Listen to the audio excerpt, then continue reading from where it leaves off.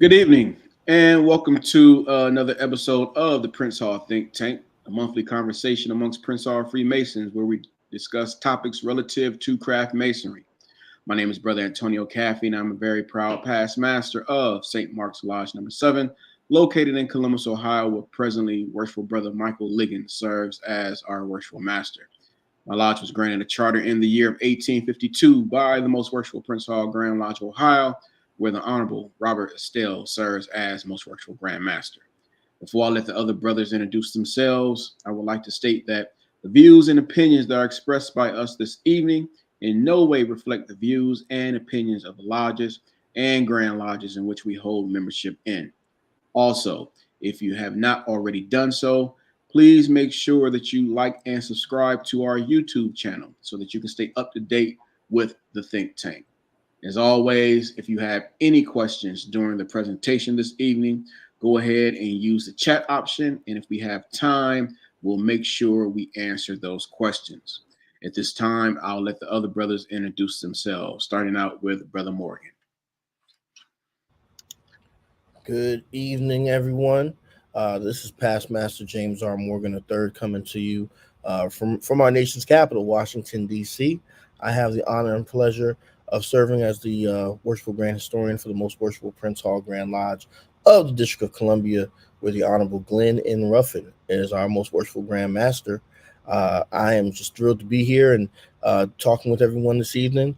Definitely want to give a special shout out to everyone getting ready for the impending Halloween and whatnot. So definitely make sure that you all are trick-or-treating with your families and loved ones safely and securely. And I'm looking forward to the discussion tonight. We're getting in touch with the spirits this evening. Thanks, James. Next up, Brother Jack. Good evening, everyone. Brother Damian Jack, proud past master of Paul Drayton Lodge number 7 in Charlotte, North Carolina, where Worshipful Brother Malcolm McClendon serves as our Worshipful Master. Our lodge is a constituent lodge under the auspices of the Most Worshipful Prince Hall Grand Lodge of North Carolina, where the Honorable Daniel L. D.T. Thompson serves as our 24th Most Worshipful Grand Master. Also where I serve as the Worshipful Grand Historian, Grand Orator, It's an honor and pleasure to be with you this evening. Definitely looking forward to this topic this evening. Definitely have a lot to discuss, especially for those of us who have done funerals, especially in the character of Mason. So looking forward to this program and hope you all enjoy. Thank you, Brother Jack. And to introduce our very, very special guest this evening, Brother Morgan will be doing that. James? Well, I'm so glad and honored to be able to do this. I have a lot of love and respect for this brother, both in and out of Freemasonry. Ever since the day he and I met, we've been thick as thieves and whatnot. I speak of none other than Most Worshipful Past Grand Master Malcolm Morris. Most Worshipful Brother Morris served as the 46th Most Worshipful Grand Master of the Most Worshipful Prince Hall Grand Lodge of the state of Missouri and its jurisdiction. He is a second generation Prince Hall Mason, if I'm not mistaken. Third generation Prince Hall Freemason, as well as a business owner, and hence we have him here this evening. He's a proud past master of Amos Johnson Lodge in the jurisdiction of Missouri. And in his capacity this evening, we will be discussing his usual vocation as a funeral director and business owner. I'm so thrilled to have Most Worshipful Morris here. Before I turn it over to him so he can speak for himself, I would highlight that Most Worshipful Morris had the unfortunate honor and privilege of serving as Grand Master of his jurisdiction during the COVID-19 outbreak. And so he was very instrumental in helping to save a lot of lives, but also because of his profession, also instrumental in helping to put a lot of people to rest in his state and in his city. Hence, we are going to be discussing with him tonight. I speak of none other than Most Worshipful Past Grand Master Malcolm Morris. Everybody, please hear ye him. I feel like I'm back in the lodge meeting. Right. Hear ye him. Good evening, everyone. First off, I'd like to give a shout out to my lovely wife, Nayana. And secondly, I am just pleased and elated to be on the show today. I watch you guys from time to time, and James, you're one of my favorite people. And I would also like to recognize the 48th most worshipful Grandmaster, the most worshipful Prince Hall Grand Lodge of Missouri, in the person of the most worshipful Therese Beckley, my current Grandmaster. Thank you, most worshipful brother, for agreeing to be a part of the show. I have to tell you, when we were discussing this topic and how to formulate it and who we wanted to be on tonight, James immediately said, "I have an idea. I have an idea of a brother who could come on and add on and really help us explore the funeral director's position and how it plays with just the overall community and the with Freemasonry as well." So tonight, again, we're honored to be joined by you, who as James it noted, who serves as both as a Freemason and a professional funeral director. So together, tonight we're going to delve into the vital role that African American funeral directors play in honoring lives, preserving heritage, and supporting families through loss. We'll also explore just how Masonic principles may shape his approach to guiding families and communities in times of grief. We'll also explore the unique intersections of tradition, service, and legacy within the Masonic fraternity and the funeral director's profession. So let's go ahead and get started. So, most worshipful brother, again, thank you for joining us tonight. Can you tell us what inspires you to become both a Freemason and a funeral director, and how do those roles complement each other in your life? I come from a family of entrepreneurs. I basically got into this industry. My father was a funeral director after he had owned various businesses, and when his health started to decline, I actually left the beauty supply industry and got into the funeral industry to assist my father with that. As far as Freemasonry, knew absolutely. I'm a third generation Freemason that knew nothing about Freemasonry when I became a Mason. It's just a funny story that I've shared with Brother Morgan. The night after I became a Freemason, my father promptly cussed me out. He said, "If you wanted to be a Mason, you could have joined my lodge." I said, "I didn't know." But from that point forward, he was very supportive of my career in Freemasonry. He gave me my family background in the fraternity, and it was something for me to be very proud of. So, and I continue to be proud of it. Indeed. So, African American funeral directors, they have a strong legacy of service in the communities in which they work in. How do you see your role in continuing that tradition? As an independent owner, and from observing how the old African American entrepreneurs, not just funeral directors per se, but African American entrepreneurs, took care of their community. They were good community stewards. If your community fed you, then you feed your community. You don't go into this line of work with the sole intent on becoming a millionaire. If service is not what you want to be a part of, then I would recommend another course or another field for someone, because they can't always be about the money, number one. And God blesses you with a little bit better than average living. That requires that you be a good community steward. And if you don't possess those faculties, you probably won't be successful, and you probably need to think about doing something else.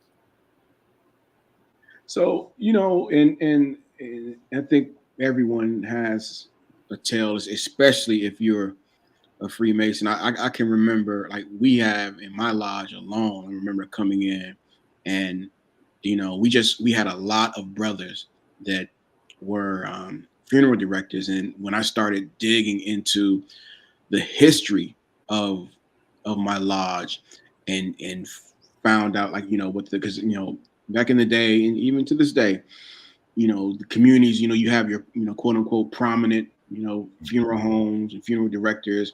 I saw that, like, just how many of those funeral directors back in the day were also Freemasons. But just the funeral profession alone, just with the traditions and different things, and how the vital role that they've played within our community. How do you balance preserving those type of historical traditions with adapting to modern needs and cultural changes within the community? It's the same as it's always been. Similar to the AME Church, the profession of funeral directing, African American funeral directing, wouldn't exist probably without Prince Hall Freemasonry, and I dare say vice versa. You have no independently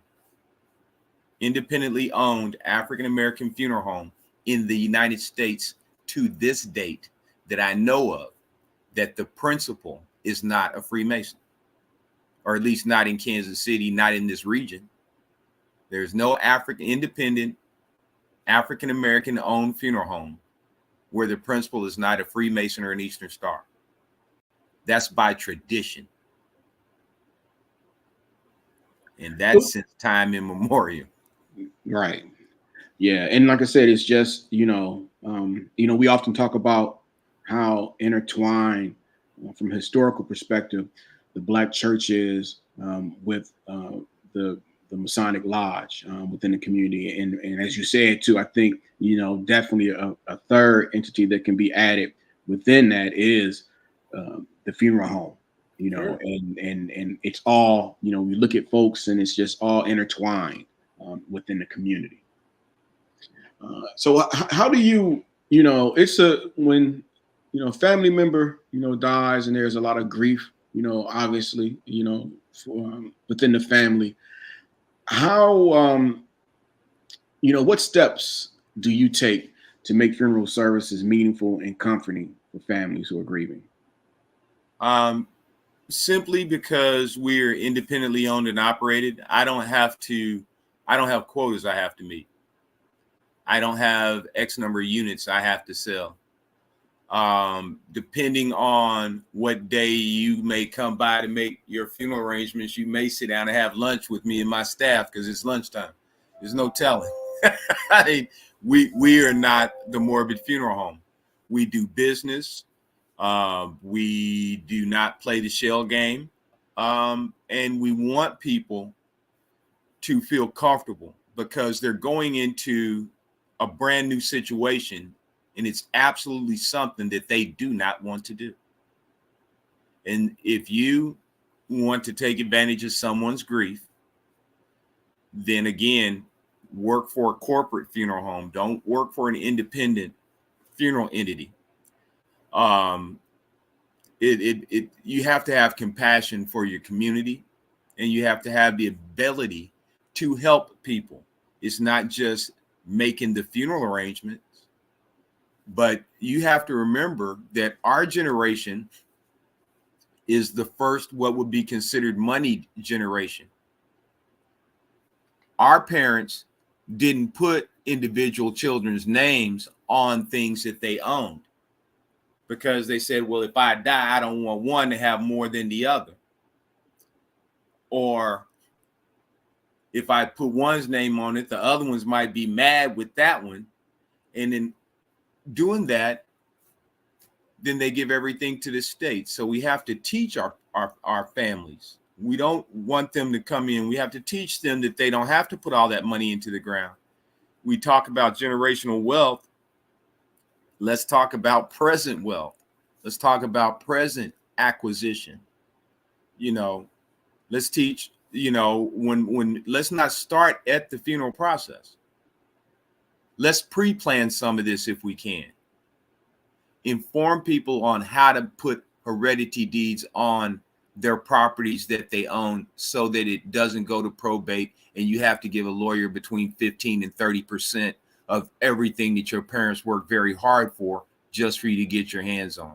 You must be willing to have these conversations. A lot of funeral directors don't have time to explain these things to their clients and or their families.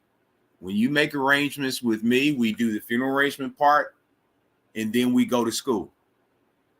Have you checked their bank accounts? Is there a pay upon death or a beneficiary on this account?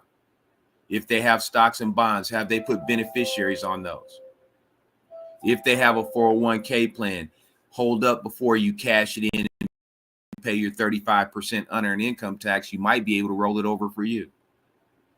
You must enter into these types of conversations. Let's stop talking about generational wealth. That's past. Let's talk about keeping what they've earned now. If that makes sense. No, it does. It does. I mean, and you know, it's all about, and I imagine it can be a tricky thing because again, you're dealing with folks when, you know, they're at their, you know, lowest in regards to, you know, how they feel, you know, they just lost a loved one. I mean, you're talking about, you know, helping them through that process and educating them. Right. One thing too, and this often comes up, and I'm interested to, you know, get your take on it and, you know, find out your thoughts. But, you know, how do you, you know, how would you explain the importance of understanding even insurance and what it provides during this time? It all depends. First off, you have to know what, when, and where in regard to insurance. If you're a young person and you're a young person that'll listen, then pay cash for your life insurance. Don't make payments on it. Pay cash for it. Keep it moving. A lot of people don't know. You can pay cash for an insurance policy. It'll collect interest and dividends. You can pay it off in 5 years. You can pay it off with a single premium. You can pay it off within 10 years and never have to make another payment on insurance. And it's not $150,000, $200,000 policy. These are $10,000 or $12,000 policies. Pay cash for them. Let it collect interest and dividends for 40 years.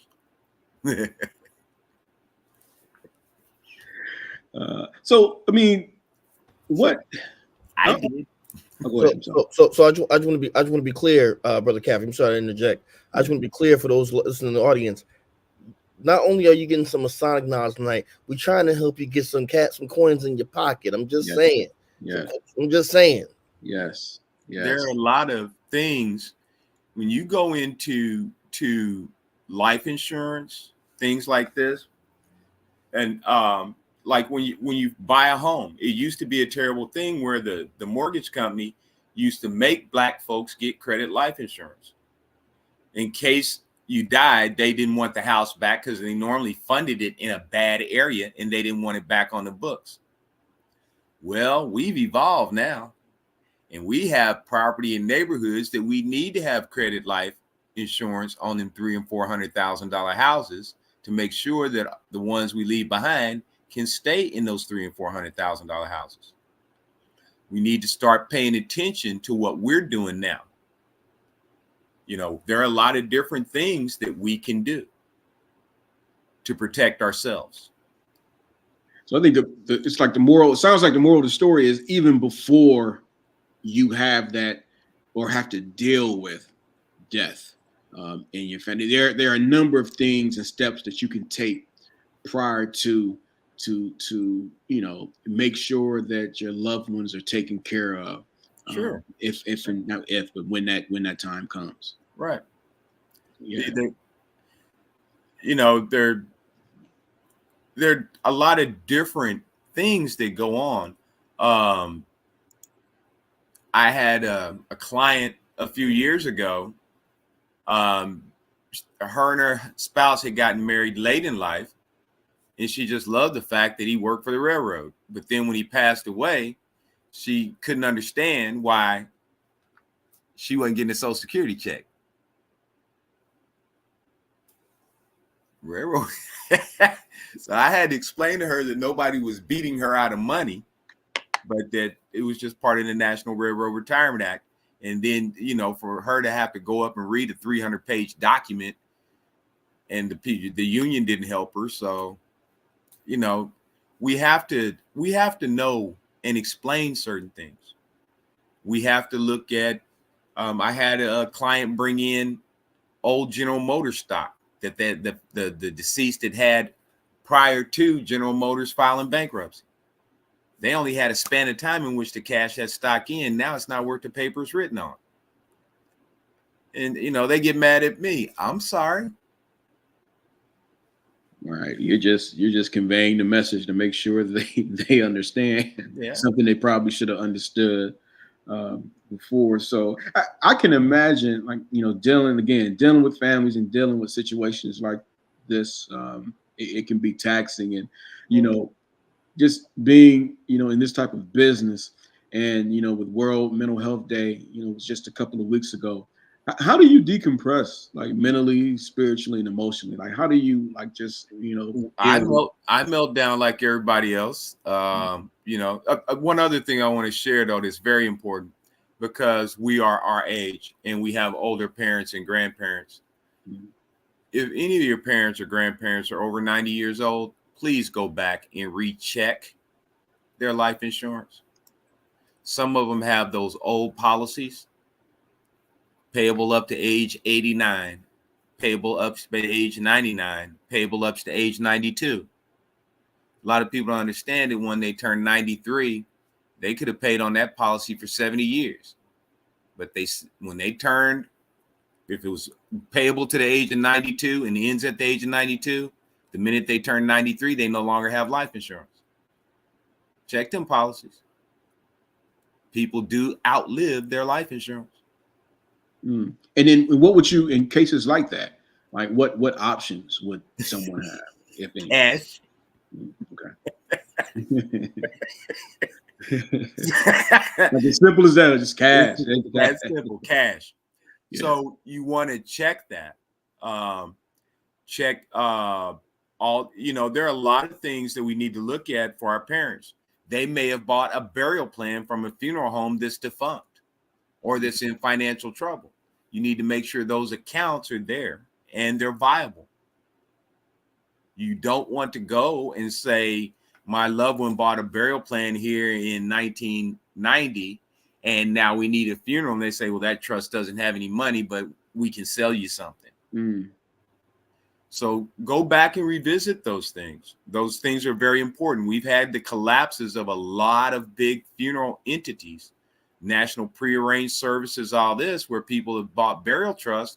A lot of those trusts aren't worth the paper that they're written on. You know, so revisit your parents' stuff. Ask those questions. If your funeral service provider starts stuttering, call the state. The state is required by law to have information on all of that to make sure that you can be made whole while your loved one's breathing. And I think one thing that I hear often, it's just like, it's hard to, like, people sometimes will literally shut down when you start having conversations like this in regards to, like, just death, and then how you need to prepare for it, because it's such a sombering, like, thought. But we all know or have examples of seeing examples where, like, we know that this conversation probably, if it would have happened prior to, it would have turned out much better. But yet we're still, like, scared for some reason to have that conversation. Every family, and we are people of color. Every family has family that has moved up from the South. And there's family farm property down there that great grandpa didn't leave nobody's name on. It can now never be sold. All y'all can do is pay taxes because there's too many heirs to get everybody together to sign off on it. And eventually everybody gets tired of messing with it. It goes back into public domain. Yep. And it's almost like they're literally, I can imagine companies out there waiting for that to happen on certain pieces of property. Oh man, right there in northern Arkansas and Jane, Missouri, they waited for that to happen, and they put up a multi-million-dollar golf course with multi-million-dollar houses in what was formerly an all-black township. Got it for a song. And you know, Brother Caffey, if I can interject, one of the what's really happening right here is you all are getting clued in on the kind of conversations myself and past Grandmaster Morris have all the time. Because when he said that just now about the land, I'm like, dang man, you weren't supposed to put my family business out there. You know, but it's real. It's real. I mean, you know, I didn't know that when we started this episode tonight that we were going to be, well, I should have known because I know Brother Morris, but, you know, we're really talking not just even about masonry right now. We're also talking about financial education, financial liberation, and really there is history involved in it as well, because as Pastor Grandmaster Morris will tell you, and as we're going to discuss before the night's over, there's a very deep history here of a tradition of not only entrepreneurship, but also of really establishing, I think, the financial foundation of the African American community through the funeral home industry. I mean, what Pastor Grant is talking about right now is not just about, you know, somebody died, please bury my grandmother, and that's it. He's talking about how do we leverage insurance, how do we leverage these things, because at the end of the day, we know it's going to happen eventually. You know, as much as we hate to think about it, we know it's going to happen. So how do we, like you said, not only worry about the generational wealth from the past, but how do we continue to leverage our financial resources for now and for the future? And I think it's important. I'm sorry, Brother Caffey, forgive me for interjecting, but you just got me thinking, because what I'm also thinking about now, and Pastor Grant, I think you're gonna like where I'm going with this. What we've been talking about thus far is how we generate monies for our loved ones, our personal family, but I'm also thinking about how we leverage these type of funds to invest in our Masonic family and our community institutions, particularly our lodges and chapters, etc. You know, can we have a conversation a little bit about that and how, you know, what your experience has been with that? You know, you don't have to speak on anything, you know, too personal, but just, you know, what I guess my question is, what should we be doing as a Prince Hall Masonic family in order to leverage some of the information that you're giving us tonight to help out our beloved organization? What we need to do is just share more and keep in mind, and you know, I mean, we are personal friends, and maybe I'm sure a lot of brothers don't know that I was the Grand Relief Secretary for the state of Missouri for 14 years, which it was a department created back in the day to have burial benefits for Freemasons in the state of Missouri. And that was started, and they had a relief department. Most Grand Lodges have some form of relief department. Years ago, it used to be in the state of Missouri, and this was before my time, but I've seen the archival records. Travelers Insurance insured the Grand Lodge, and every time a Mason died, the Grand Lodge would get a check for $2,000, and they would give $1,000 to the funeral home that did the funeral service. Because you have to keep in mind that the vicious triad existed in every Black community. And when I say the vicious triad, the AME Church, the Masonic Lodge, and the funeral directors. Those three are the hub of your community. You could have a lodge meeting in a church or a funeral home. You could have a church meeting in a lodge or a funeral home. And these things did happen routinely in every Black community before we became cosmopolitan. So we are all intricately entwined. We're going to take care of the community. We're going to give you your spirituality, and we're going to bury you. And we're all the same organization virtually. Because there's nowhere that you can look within Freemasonry where if a Mason died, 90% of the time, the preacher doing the service was a Mason too. So to bring our community in as a whole, these are the three main industries: fraternity, the church, and religion. These are the three entities that are responsible for the community. Each one of them should uphold and be preaching the same thing that I'm preaching.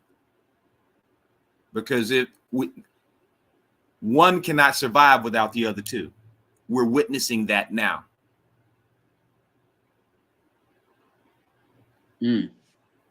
So I mean, so getting back to, I guess one of the questions I asked, like, how do you decompress, like within this industry of death?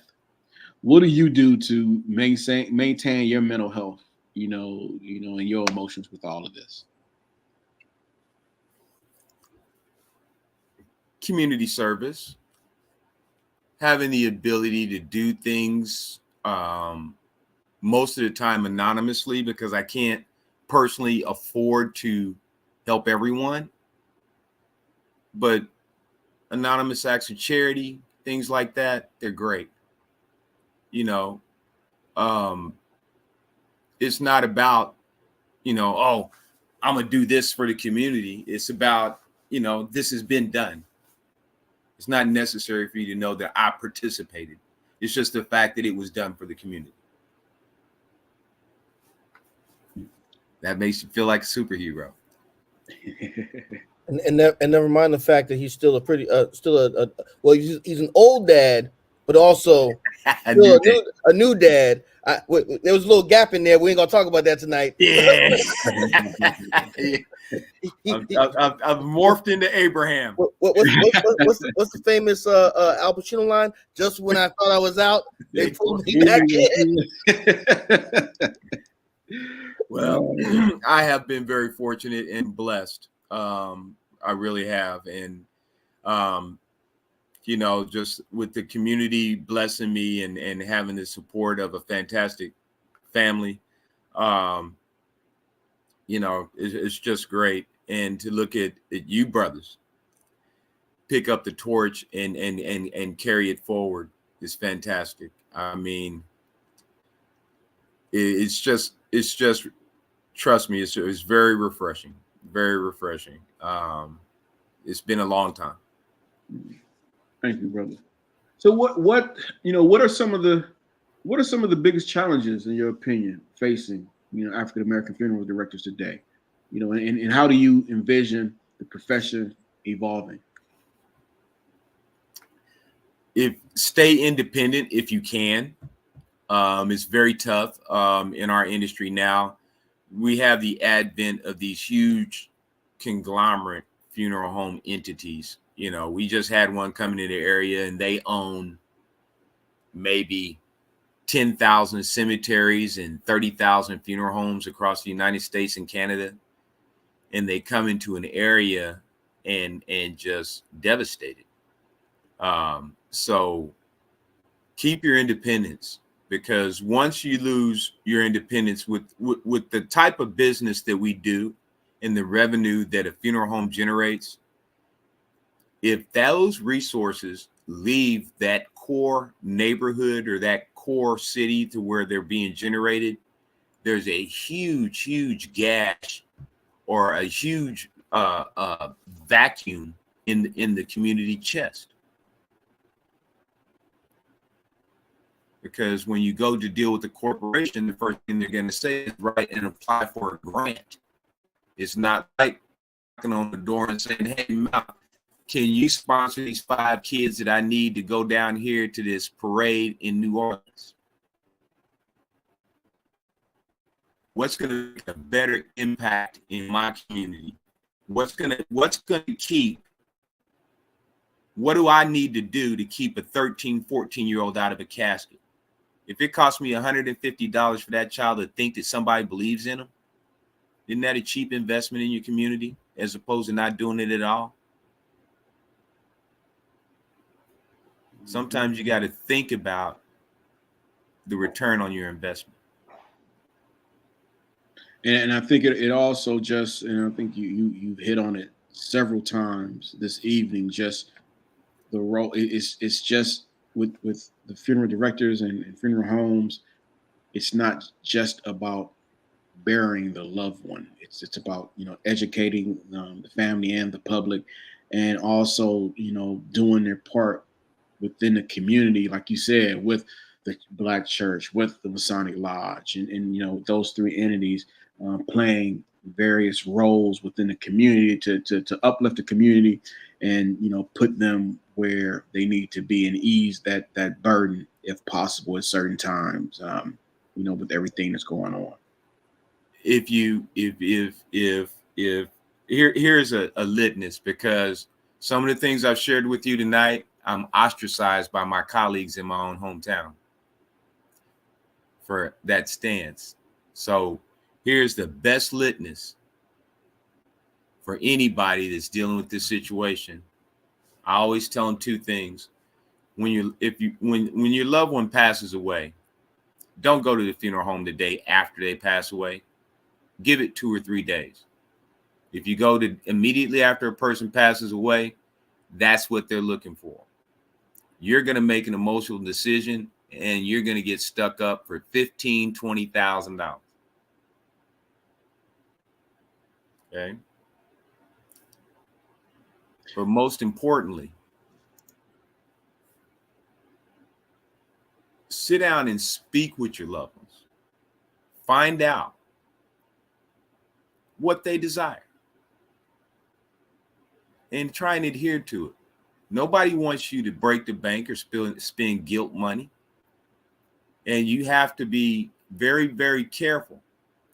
And then when you walk into the funeral home, if the first thing the funeral director asks you is, do you have life insurance? Turn around and leave. Because nothing he's going to show you is going to be less than $5,000. It's going to be $5,000 more than whatever your policy's for. I can guarantee that. Yeah, I know you telling on folks now. I mean, but it is what it is. Yeah. You decide what you're going to spend, how you're going to spend it, and let your director know, hey, this is what I'm working with. What is the best deal I can get for this? He might say, I can meet you here.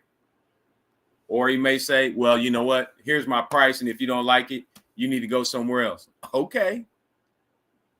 But at the end of the day, how many people, in our business, they take that attitude. That's a minimum of $6,000 getting up, walking out your door. They're not interested in serving you anyway, are they? Somebody want to give me $6,000, I'm all ears.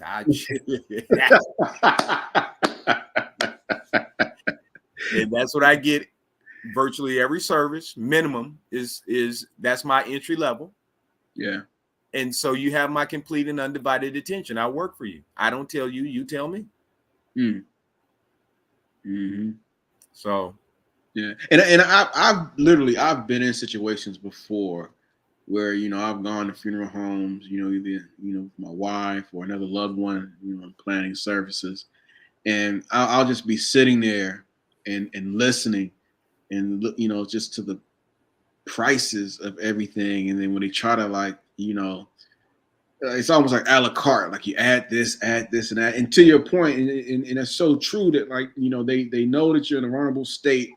And it's and then you have that thought of someone and whispered in your ear, well, you want to send them off the right way. So you want to do your very finest. You know that. Yeah. And in my mind, and my kids laugh at me when I say this. I was like, look, if y'all can get a pine box or whatever, don't spend that. Don't the least amount of money that you can, because, I often, and I have this conversation with folks where I'll always ask, is the funeral service for the deceased or the folks that are mourning? Mourners. Yes. Yeah. Deceased ain't heard a thing at the funeral. And they don't fill out a survey afterwards either and let you know how they felt about it. No. Yeah. So you have to look at certain basic things and not be afraid to enter into that conversation with your children, and just make it plain to them. And, hey, either do it this way or I'll take out a burial trust and make sure that my wishes are followed in that manner, so that you don't get over there and dump all my money into the ground. And sometimes with loved one, children, and this, that, and the other, sometimes you have to look at skipping a generation. Okay, well, you know what? I got you up and got you through college. You're good. Now my grandchildren are the beneficiary of all this money. So you have to enter into conversations and you have to enter into realities. Just that simple. Yeah. And I think the key, again, you said this several times this evening too, the key is doing this, hopefully when folks are alive. Exactly. Sharing the person sharing their wishes, the kids asking their parents, what are your wishes, so that, you're all on the same page, and not, when that time comes, then you're making those decisions, because, it's, I can imagine it's almost the same as like if I'm going grocery shopping and I'm hungry. I may buy some things that I may not necessarily, want. It wasn't on my list, but that's gonna dictate, my impulse purchase. Yeah. Yep. And at a funeral home, an impulse purchase starts out at least $500-600. Get impulsive. That's what we count on. Yeah. Yeah. And so you have to look at, like I said, look at certain realities and just enter into certain conversations. But most especially, again, we go back to the fact that we are probably the first money generation. So in speaking with our parents, getting these things done, and then our generation, we need to look more at having a trust, because we have, a little bit more money to deal with than they have. And so a simple will is not going to take care of our situation. Because our situation, if you do a will, one thing that a lot of people don't know is that wills can be contested by individual family members, and wills can be broken in court. A trust cannot. Okay.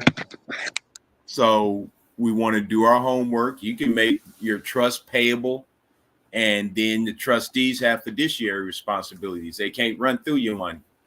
They have to do it according to the way it's stated in the trust, and in that manner. If they do not, then everybody else that's involved in the trust would have legal recourse to take them to court. And then if the court finds that they spent the money the wrong way, they have to put that money back. So, yeah, protect yourself. Yeah.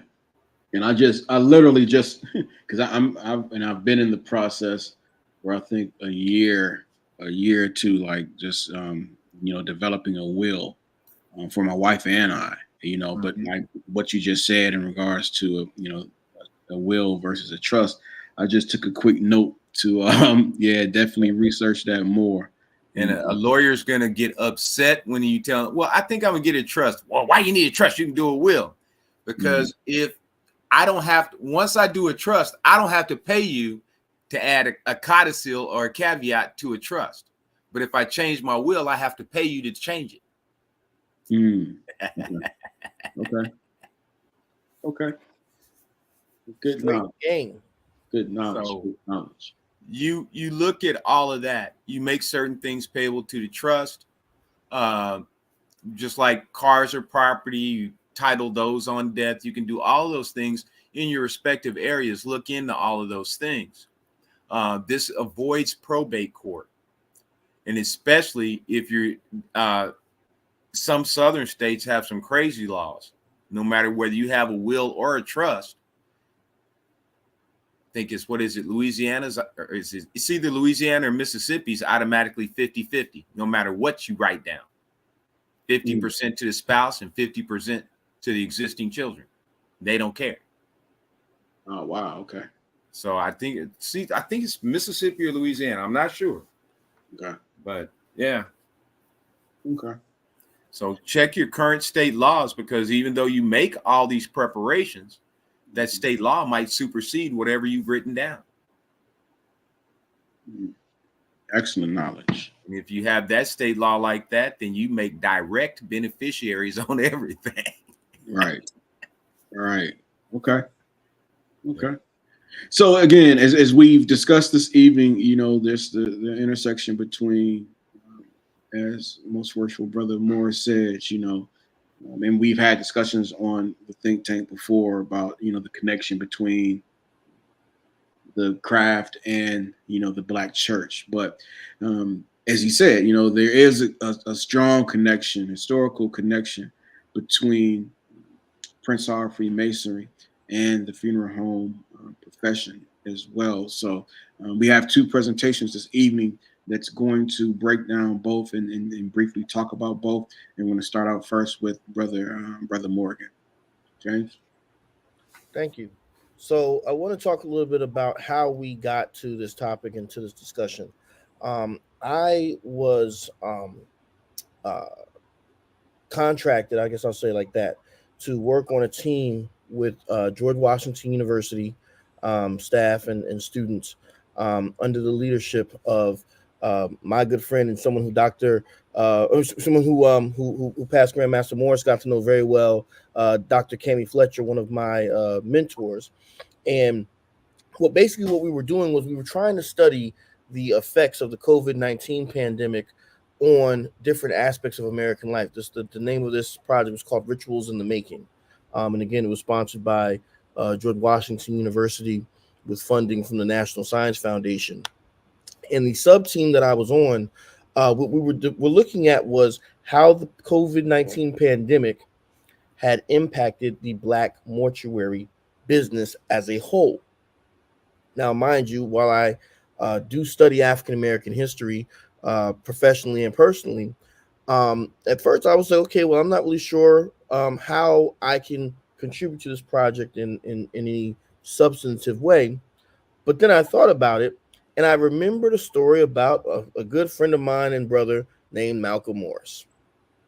And what I recalled was that during the pandemic, I had seen a story about past Grandmaster Morris in his professional capacity, because what had happened was past Grandmaster Morris, I'm sure I'll speak on it before the night's over, had basically taken a stance in his community, and he is out in Kansas City. His business, Elite Funeral Chapel, he had taken a stance that he would no longer service the funerals of youth, people who were young people, victims of youth violence, street violence, what have you. And this was really his way of standing up to the gang and drug culture that has been proliferating in his community. Past Grant, am I saying that correctly? I want to make sure I'm representing it correctly. Yeah,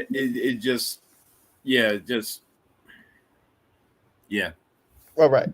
So I saw the story, and what happened was, as I said, I already knew past Grandmaster Morris prior to this. And so if you watch the story, if you get a chance to see the video, I had never seen him so shaken by talking about some of the violence that was occurring. And again, thinking about what Brother Cathy was saying earlier, thinking about Mental Health Day, right? But he was talking about how that was already an issue before COVID. But when you factor in the urban violence that plagues a lot of our communities with the COVID-19 pandemic, past Grandmaster Morris just said he found it to be way too much. And so I shared this story with my team, and I put a proposal together and said, hey, why don't we, if he's willing, and of course he was more than willing to meet with us. So we actually flew out to Kansas City. I think we spent about a week out there, actually. Mm-hmm. And my idea was to discuss the topic that we're having tonight, the connection between Prince Hall Freemasonry and the Black mortuary business. And with past Grandmaster Morris having served as Grandmaster during the pandemic, I thought he was the perfect person. There was no one else I'd rather have had to be our primary or our principal interviewee than our brother, because of his unique position in both worlds. As I recalled, our brother was one of the first most worshipful Grand Masters to actually issue a statewide edict, basically for banning Masonic funerals as well as lodge meetings and whatnot. And he did this. I think I can't recall. I know he was definitely one of the top five, one of the first five, maybe even top two Grand Masters that actually issued one of those edicts early on in the pandemic, before anybody, before most of us really realized just how bad COVID was going to become. And probably saved a lot of lives in that process. To interject on that, go ahead. I'm most proud of this one thing. We were the first Grand Lodge, Prince Hall, and Mainstream to issue a joint statement. We were the first jurisdiction as a whole, black and white, to do that. Got you. So there it is. So he's setting a standard, setting a precedent right there, right?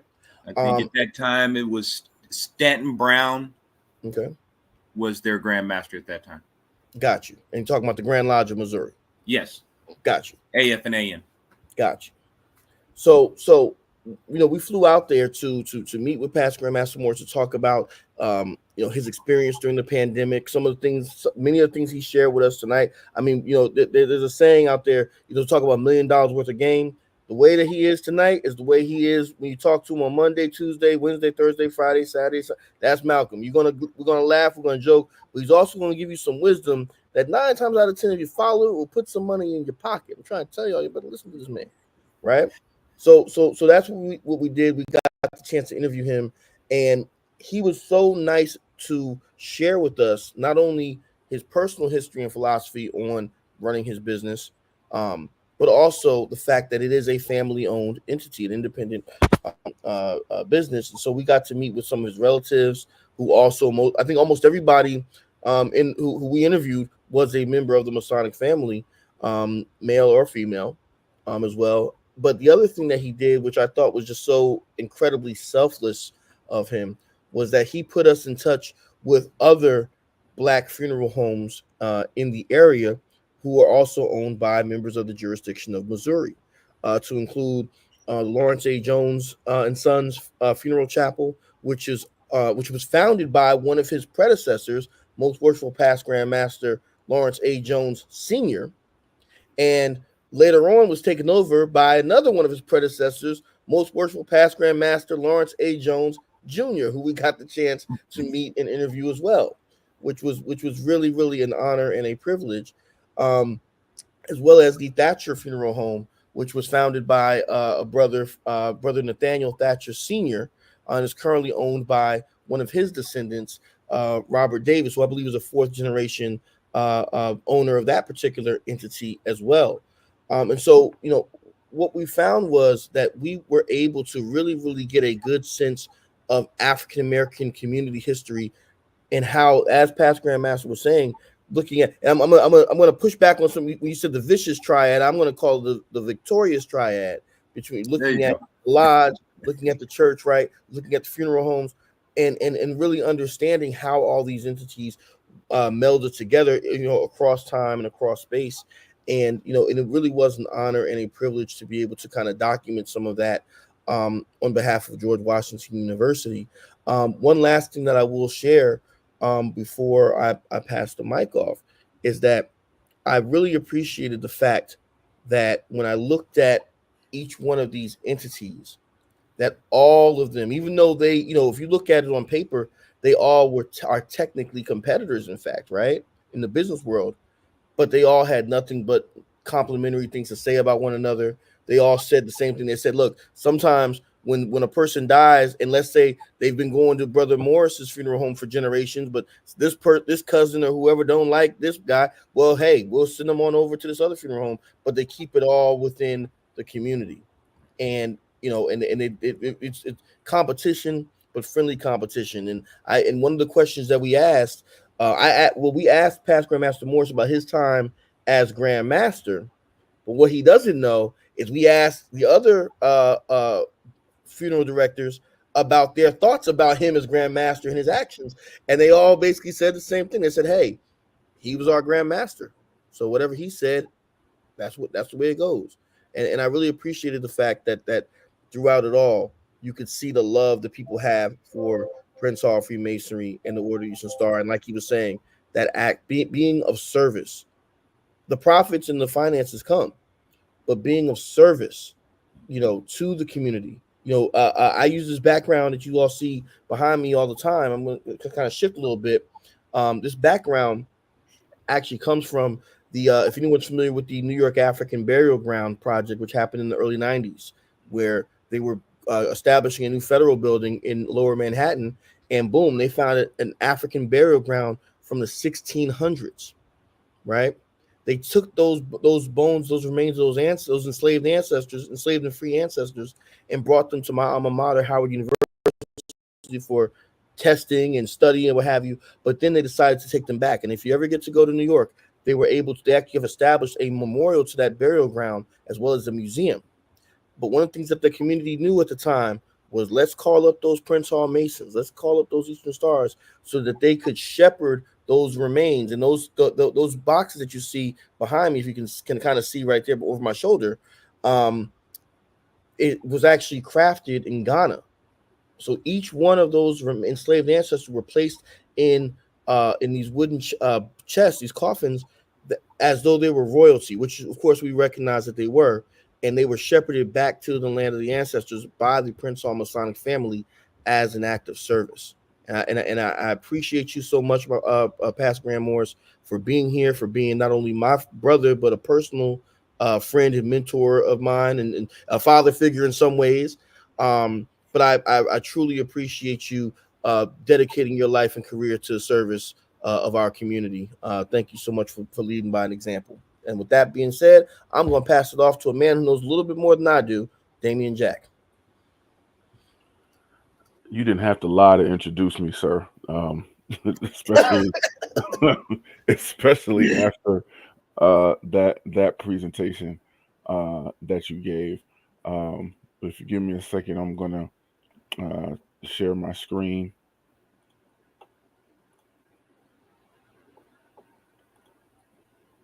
All right. Can everybody see my screen? You are good to go, sir. Okay. So when we talked about this this particular episode, as James mentioned, he had already had most worshipful Morris to be the primary interviewee in discussing this topic for him, because everything that he is going through and that we have talked about today. When we talked about what our agenda was going to be for the year, and this particular episode was brought up, there was one particular person for me who I wanted to talk about, whose family has and continues to be a staple here in the Charlotte area. So for this evening, I wanted to give a presentation on the Alexander family and the Alexander Funeral Home, which, as you can see, has been in existence since 1914. So the start of Alexander Funeral Home comes from Zachariah Alexander Sr., who was born March 1st, 1877, passed October 24th, 1954. Brother Alexander was Sergeant Major in the 3rd North Carolina Infantry in the Spanish-American War. He was known as being a community activist, especially in education, and those who knew him well knew him by his nickname Plain Z. As I said, he was very involved and active into the community. And one of his famous quotes is, "The only way to be free of intimidation was to work for yourself. If the Negro community supports you, then you are free to speak out against injustice." Not only was he active in the community, but he was also active in Freemasonry as well, as we have talked about the correlation and ties between the funeral home and Prince Hall Masonry. He was a past master of Unique Lodge 85 here in Charlotte, 33rd degree Scottish Rite Mason, member of Ramesses Temple number 51, ancient Egyptian Arabic Order Nobles of the Mystic Shrine here in Charlotte, and also served until his death as Deputy Imperial Potentate.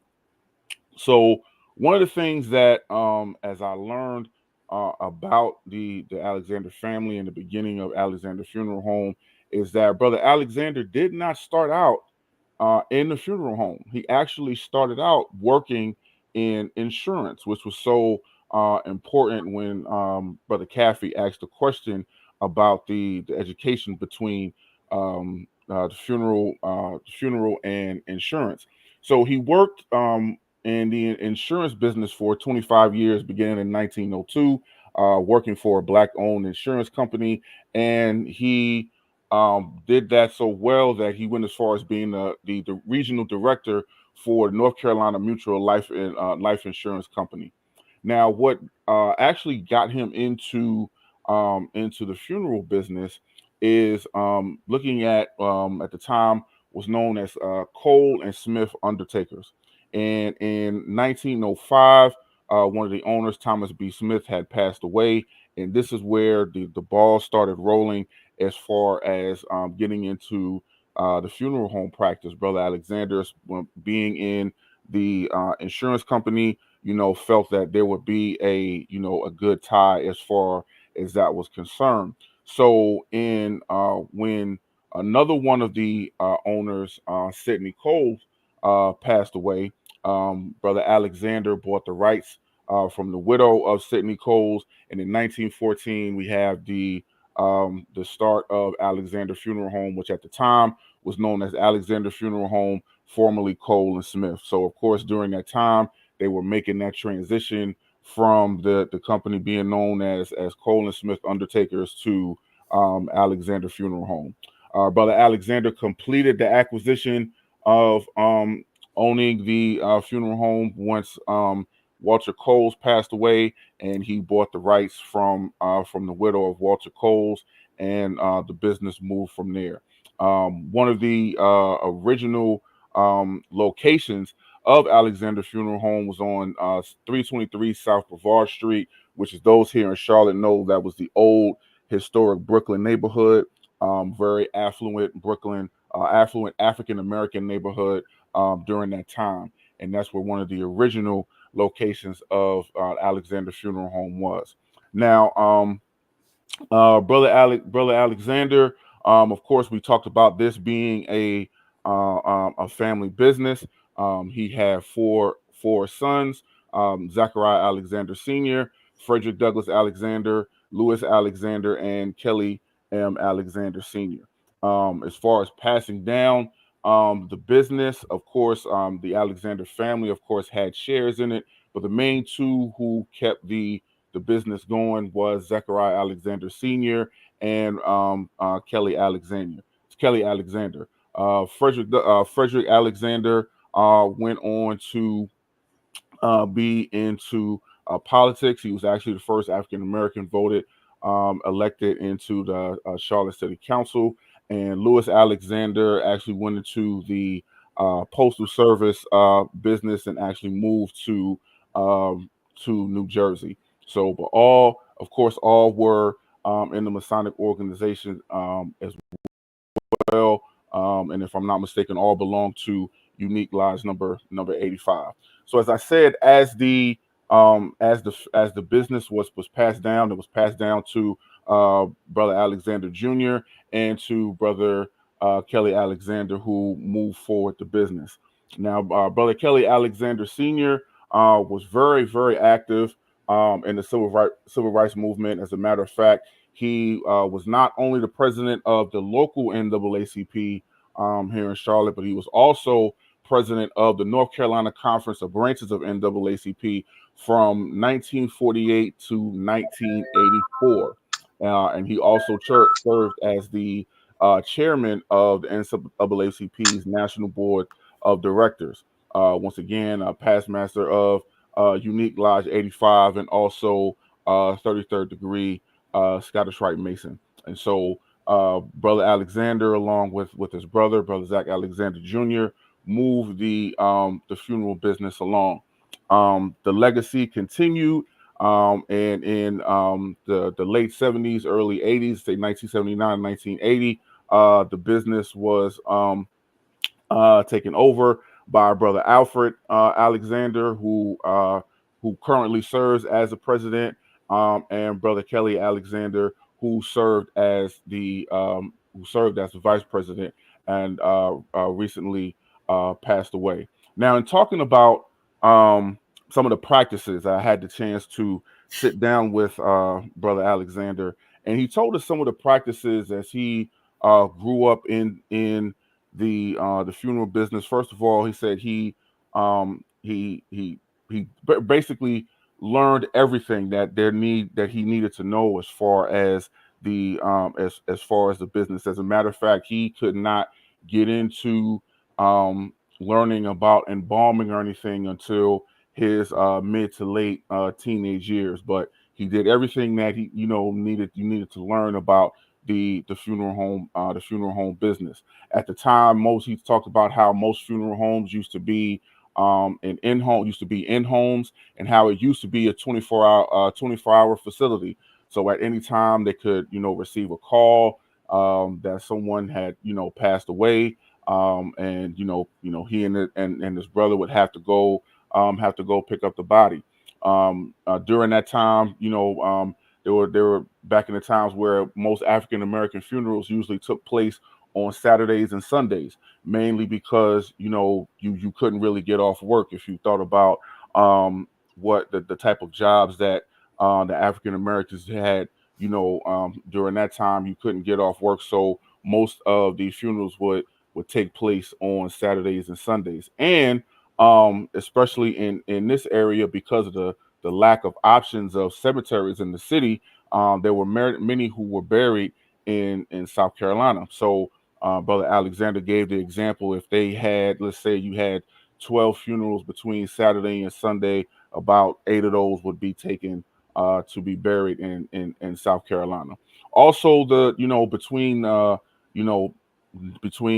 modern day, what goes on in the modern day, what went on, back in the day, there was a lot of that work that had to be done, especially especially within the church. A lot of work that needed to be done. First of all, coming in and doing, learning the layout of the church, how the flowers were going to be arranged, how they were going to direct the flow of traffic to view the body, because of course we know there are different methods that are done today. Now you can come in, view the body, sit down, and leave, versus how things had to be done at that time. And then most if not all funerals took place after the church service. So again, because of services taking place on Saturdays and Sundays. So just understanding the lay of the land, how things needed to be done, and making sure things were done in a very smooth process. A lot of work and practice needed to be done as far as that's concerned. Alexander Funeral Home is what I consider, what many would be considered a trailblazer when it comes to the funeral home business. Alexander Funeral Home is the oldest African American owned business in Mecklenburg County. As I said, it's been in existence for over 110 years. They have blazed the trail that others have followed. After them, you have Greer Funeral Home, which was established in 1930, and Long and Sons Mutuary Service, which was established in 1947. So again, just being that trailblazer and continuing to be a trailblazer in the Charlotte community. I want to take the time to thank my brother, my friend, my classmate, brother Alfred Alexander, who I said is the current president of Alexander Funeral Home. He and I had the honor of being in the Sovereign Grand Inspector General J.B. Henderson class of 2013. He is a member of Zach Alexander Senior Lodge number 833, where Worshipful Brother Damian Stitt serves as Worshipful Master. And I want to definitely give a shout out to that lodge, who was currently celebrating 50 years of existence. They were established October 2nd, 1974. So I want to thank him for giving me, as I always say, the greatest gift which he can give me, which is his time to not only explain what it's like to be in the funeral business, but to talk about his family, from his grandfather to his uncles to his father, to his brother, and understanding the business, understanding with dealing with the emotions and some of the many of the things that we have talked about during this episode. And lastly, I want to take this time to dedicate not just this presentation, but this show to Brother Kelly M. Alexander Jr., who passed away recently, September 6th, 2024. Member of Zach Alexander Senior Lodge number 833, is that member of Charlotte Consistory number 35. He was very, very active, very active in politics. A graduate of UNC Chapel Hill, very involved in the community, also with the funeral home as well. So I dedicate this to Brother Alexander, and just to give an understanding when we talk about that, the importance of not just the funeral home and the funeral home practices, but how they tie into the community, as well as Prince Hall Masonry. So this is my presentation, and I thank you for your time. Thank you, good brothers. Thank you.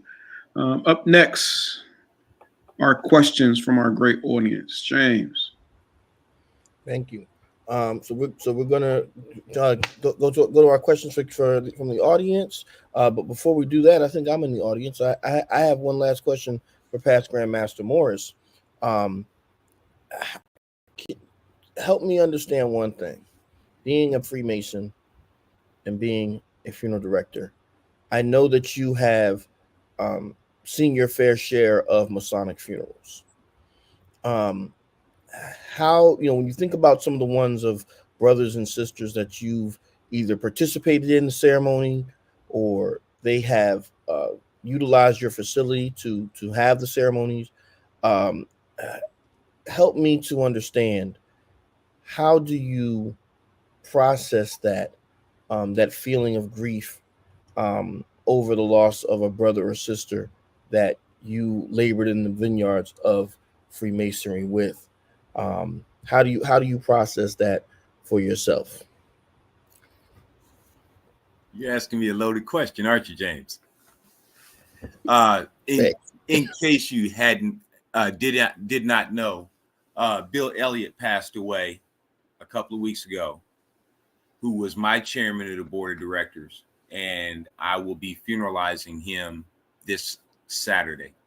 Oh, I'm sorry. I did not know him, so I'm sorry. My condolences. Yeah. He's a good brother. So yeah, it's rough standing up over a brother's casket, especially somebody that, in our particular scenario, he was my chairman of the Masonic board of directors, and he was the chairman of the board of directors for like 12 years. So all through my ascent up through the line, we were fantastic friends, and it was very humbling, because when I came out of office, he came out of office. And then when he started getting low sick, he called me and said, "Malcolm, I need you to come by the house." And his daughter was sitting there, and he said, "Laura, when I die, Malcolm knows what to do." And I'm like, "Bill, I don't want to hear that. We'll talk about that in 100 years. And so now I'm doing this funeral service on Saturday. Wow. And if I'm not mistaken, I think we had breakfast together when I was out there with you last summer, right? Mm-hmm. Wow. And so it is very humbling, but it does it puts you in the mind of the second chapter of Amos, all about rectitude. On the 7th chapter of Amos, when he stood upon the wall, that's what it's about. I can't judge you, you can't judge me, but when I pass by here, will you say that I'm a good man? It's got to be about that. Understood. Thank you for that, and my condolences to you, to your jurisdiction, but most of all to our dear brother's loved ones. I had the pleasure of meeting him, as I said earlier. It was a good brother there. So I'm very sorry to hear about the loss. With that being said, we will roll over into our Q&A. In our first one, I'm going to let Brother Jack read this question, because if he doesn't, he might have to sleep on the couch tomorrow night. Of course, you say tomorrow night because I gotta go to work tonight. Okay, so this question, and he says that because this comes from my wife, past matron, the show that Latel Jack. So she asked the question: is cremation still being offered or pushed as a low cost option? I've heard people share experiences, and that was the route they had to take due to lack of funds. It should not be. Cremation is now choice. Again, you can be pushed off on a cremation because, yes, it is inexpensive. But again, we're going to go back to that one thing. Deal with a family-owned establishment so that they can get you as close to your wishes and desires as possible. You can't get that with a corporation. Understood. And I'll say, well, it wasn't pushed on my family, and like I said, it meant a lot to me to give the presentation that I gave for Alexander Funeral Home, because Brother Alexander rendered services for my father when he passed away, and it was actually my father's wish to be cremated. So but even then he took the time to, like you said, to educate, and to give the discussion. Okay, how do you want to do things, and learn how to navigate those emotions, because even when someone is cremated, you would still have that look good mentality, right? So how are they going to look in the urn? So let's get this one real right here, because it looks so nice, not knowing how expensive that is. So understand, okay, what is going to be the purpose? How long are you going to do it? Are you actually going to spread his ashes? What are you going to do? And then go from there. So that was something that being able to experience. I greatly appreciate how he was able to sit us down and talk to us and say, okay, let's if you're going to go this route, here are some options that that you can do, and let's talk about what works for you. So right. And nowadays, again, cremation is a choice nowadays. And with the advent of the internet, I used to sell more cremation urns than most of the funeral homes in this city. But with the advent of the internet, Amazon, this, that, and the other, I tell my families in a heartbeat, I have those urns back there for a couple of $100. Or you can go on the internet and get you one for 30, 40. It's up to you. You just have to, as a professional, if you're not honest with your client, all it takes is for them to find out you lied to them. And you're done. You'll never do anything for those people again. And again, like I said, cremation is a choice, or you could be faced with what my mother did to me and my brothers. She informed us that she's going to donate her body to science. Whoa. There it is. There it is. And on that note, look. We all got quiet. Most worshipful when you said that. Like, wow. Look. We set ourselves up for this one with the topic tonight. So hey, it is what it is. It is what it is. All right. So with that being said, on a slightly lighter note, Sister Christine Hackett wants to know, what can lodges and chapters do to normalize conversations about death and dying? I picked a great question for that introduction. Historically, the Black community is dedicated to spending money to look good to others one last time. So, what can lodges do to normalize conversations about death and dying, Pastor Grant? But you know what, Pastor Graham, before you answer that, but think about, if you think about it, think about how strange that question is. Because we as Freemasons, it shouldn't be a strange topic, given But it is. it is. But it is. And It that's the is. Here's the crazy part. It is. I'm looking at the question, and in the Blue House, what can we do to normalize conversations about death and dying? In the Blue House, you take those young brothers on another run through the 12th chapter of Ecclesiastes and explain it to them. There's your conversation. Every one of your penal signs. And see, this is where we must be careful with religion and Freemasonry. Yes, we are a Christian-based organization because all of our degrees are taken on a Christian Bible. But all our penal signs have everything to do with Mediterranean and Far Eastern religion. Have you ever thought about that?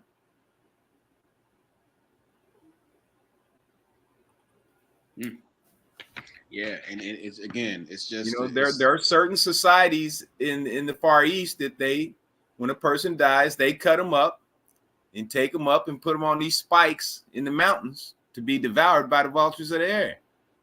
Does that sound familiar? You're getting deep on them. Okay. You're getting deep on them. So, all right. So I think What do Hindus do with their ashes? Don't they send them 4 different ways? Oh man. So we got to think about what's veiled in allegory, and it's right in front of our face. You're gonna be sending some folks to do some research. I promise you that. I promise you that. Be careful what you ask, Doc. Absolutely. So it sounds to me like the answer is we need to have some deeper discussions about our ritual and different scriptures and whatnot. But I think we have it there. But the reason why I think it's not normalized, and I say this because I do have like an entire lecture on that, you know, and I call it the uncomfortable conversation because, as we talked about, it's still uncomfortable. The question, you know, the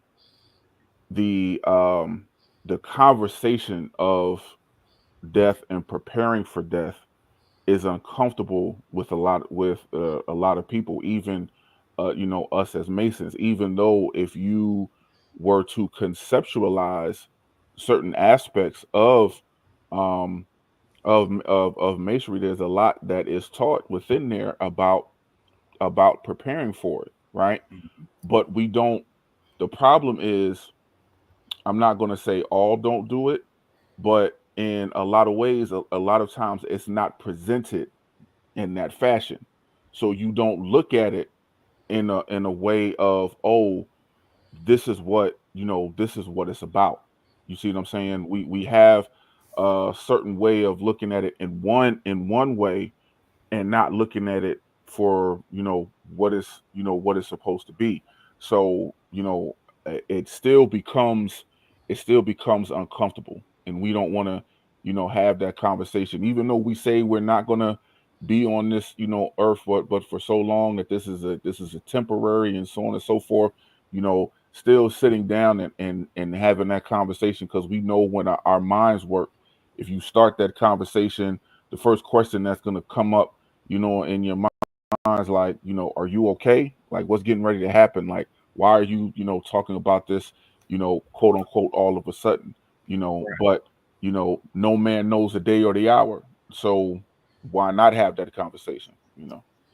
And my wife is listening to this, and I know she's kicking me in the butt, because there's certain things that we haven't talked about that we still need to. So I'm not going to be the pot or the kettle. So we definitely have to have this conversation. So, and again, making sure that, and see, a lot of us have military service that our loved ones need to be informed about because there are benefits there. There's just a lot of different aspects. I did see one question, which is a very dangerous question on this comments. And I hope I don't do this out of turn, but this is very important. If you pay for your funeral ahead of time, for some reason the funeral home goes out of business, what course of action should be taken? You need to be very careful. Never, ever buy a burial plan or from a funeral home that carries their own internal trust. That business could go out of business, and your burial plan could go out of business with it. Always do business either with a state-regulated company or an annuity company or an insurance company. The reason that I say that is because if you do business with state-regulated companies in that regard, they can't just go out of business with your money,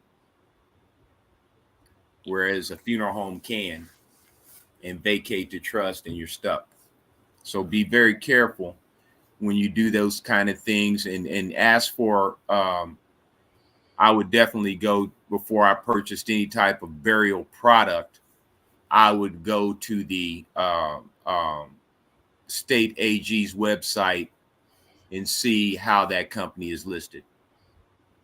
So most worshipful, in saying that and knowing that you do a lot of educating to the families outside of those families who come in, at the time of death, before that time, do you teach about pre-planning and maybe the importance of it, and tie in what you just talked about? Mm-hmm. I don't know how to say this because I don't know how true this is, but I can only speak for my company. When a church calls or when a family calls and the family wants to talk about getting a burial plan, or the pastor wants his congregation to know about getting a burial plan or burial trust started, the one thing that I insist on and that I have them to understand is that everybody needs to bring a piece of paper and a pencil, because they have to do homework. And most especially that during my presentation, before, during, and after, no one can make an appointment with me to buy a burial plan, because you don't know enough about your business to make that appointment. Understood. Some people can, depending on what types of life insurance coverages their jobs have, whether they're state employees. Some states, they have annuities for their employees. Why you buy a burial plan when the state's got an annuity for you? Why pay for it? Just tell your family what funeral home to take you to. Each individual case is each individual case. You can't, there's no one box, put everything in one box and it works for everybody. Each person's an individual. Any funeral director that puts everybody in one box is serving himself, not the clients.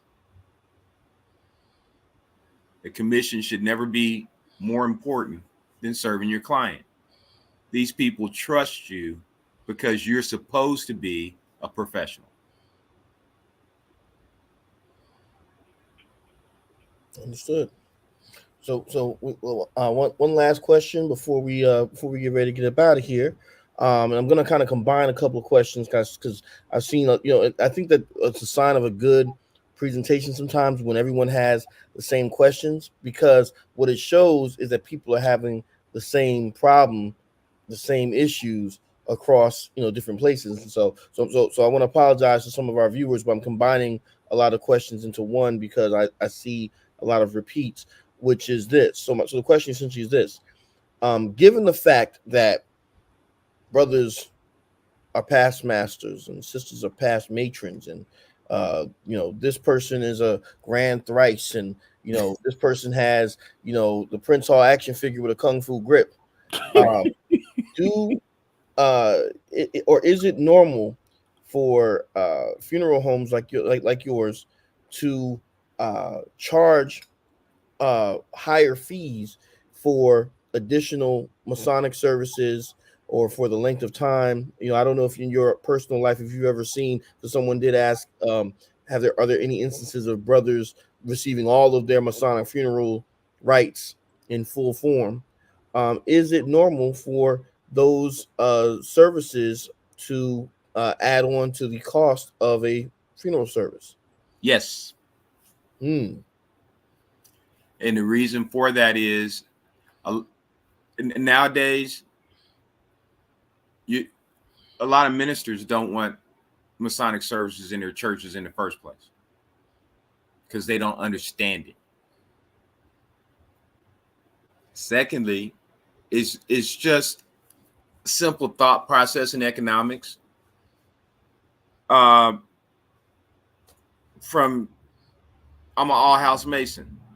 To do all the houses that I could possibly want would probably take 2-3 hours.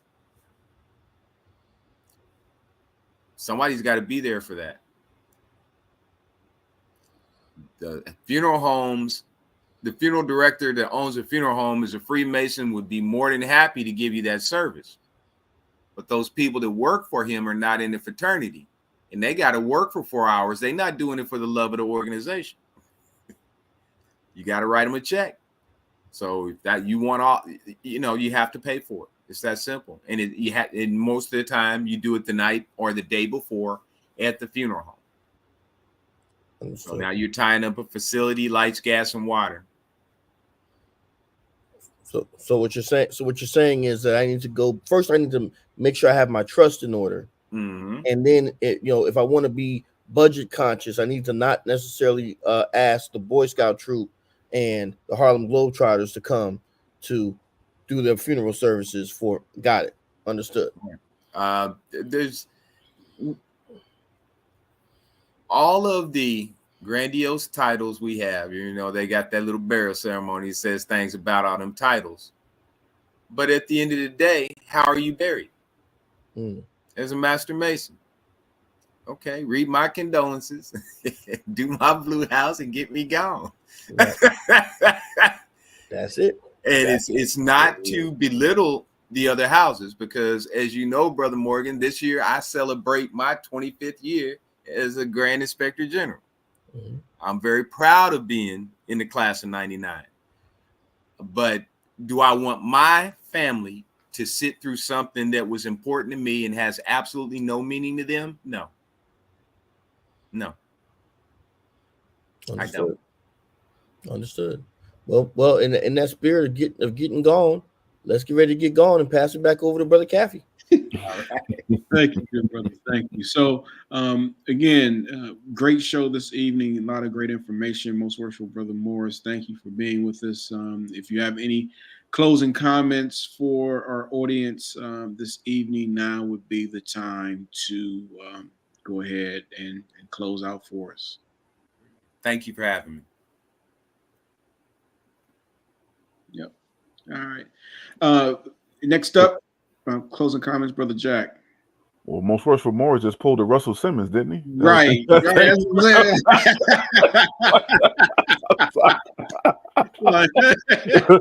for it out. God bless you. Good night.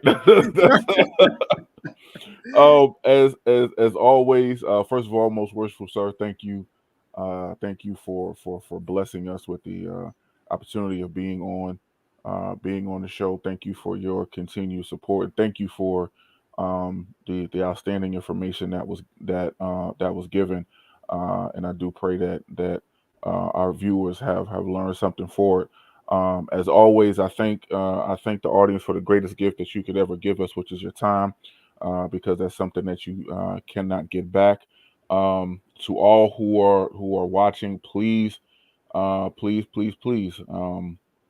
do not wait till the last minute. Have that conversation, as uncomfortable as it may be, because as we have talked about, no man knows the day or the hour, right?